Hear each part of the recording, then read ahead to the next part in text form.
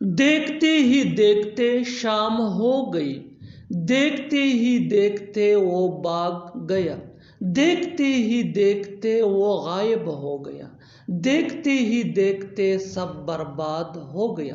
ان جملوں کو غور سے دیکھو۔ ایسی جملے ہم اپنے ڈے ٹو ڈے لائف یعنی روزمرہ زندگی میں ضرور بولتے یا سنتے ہیں۔ ایسے جملے ہمیں روز بولنے یا سننے کو ملتے ہیں اپنے ڈے ٹو ڈے لائف میں۔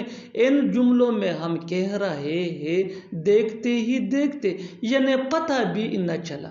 دیکھتے ہی دیکھتے ہر سینٹینس میں کامن ہے جو بار بار ریپیٹ ہو رہا ہے ہر جملے میں۔ اس کے لیے آپ کو یوز کرنا ہوگا انگلش میں ان نو ٹائم۔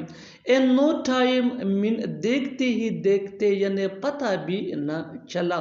آئیے کمپلیٹ اسٹرکچر سمجھتے ہیں۔ Let me explain sentence plus in no time.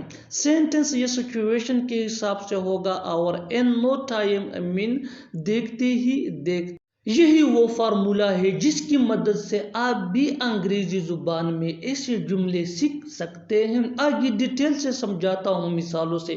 Here are some examples for better understanding۔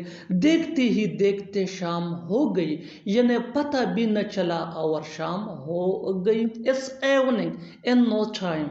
It's evening in no time۔ دیکھتے ہی دیکھتے وہ غائب ہو گیا، یعنی ہمیں پتہ بھی نہ چلا اور وہ غائب ہو گیا۔ He disappeared in no time۔ He disappeared in no time۔ دیکھتے ہی دیکھتے وہ بھاگ گیا۔ He ran away in no time۔ He ran away in no time۔ دیکھتے ہی دیکھتے سب برباد ہو گیا۔ Everything was ruined in no time۔